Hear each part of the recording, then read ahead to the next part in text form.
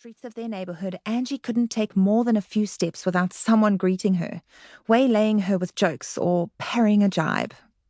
He would tell you people were always knocking on their door in the hope that she could help. But then there were other neighbors who said they wouldn't put it past her to commit a crime. She was a stubborn person. She wouldn't mind your face to tell you what she thought. She was a wayene nkani, reckless with words, like someone straight out of Polsmoor prison. And when it came to Rowan Preez, well, she'd held a snake in her lap, and it had bitten her. And then she'd become angry. I met Angie in December 2013. It was 4 months before her trial would start, and 3 before the Commission of Inquiry into Policing in Khayelitsha began, a commission she had been closely involved in instigating. It was the hottest months of a hot and dry summer. I was living in Johannesburg, but I'd come down to visit my family for Christmas and tagged on an interview with Angie while I was in Cape Town. I took the N2 to Khayelitsha, and not having driven that route in many years, I was constantly checking my phone to make sure that I had not missed the Spine Road turnoff. I seemed to have travelled so far. Rowan Preez, the man she was accused of murdering, had known her well. Over 2 years, he had regularly joined activist meetings that Angie and Isaac, her husband, held in their own home. They had become, in the parlance of Cape Town's activist NGOs, comrades. But in 2012, they had fallen out badly, and in view of the whole neighborhood. Then, on a Sunday morning in October, Angie Peter and Isaac Mbadu were arrested in the adjacent township of Khayelitsha for Rowan's kidnapping, assault, and murder. The state would claim at the bail hearing that they had gone to Khayelitsha to flee justice after committing an act of vengeance. In turn, Angie Peter's not guilty plea stated, "Killing or hurting Rowan was the last thing I wanted.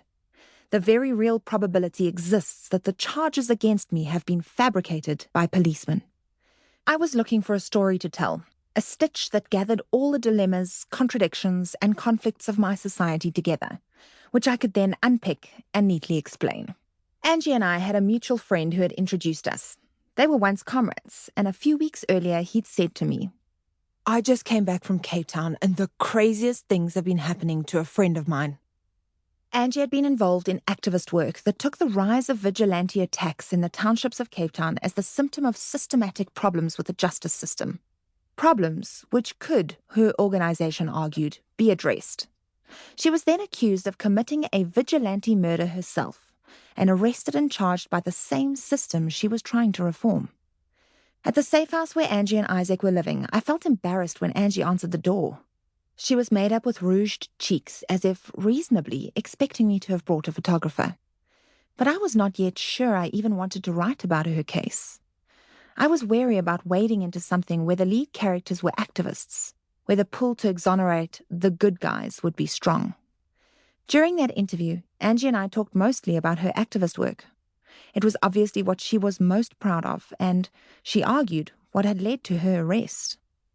We sat on a cracked pink leatherette sofa, while Angie's infant son, Alex, crawled around our feet and over her lap. On the TV display case were photographs of her 3 daughters. Angie's phone rang several times.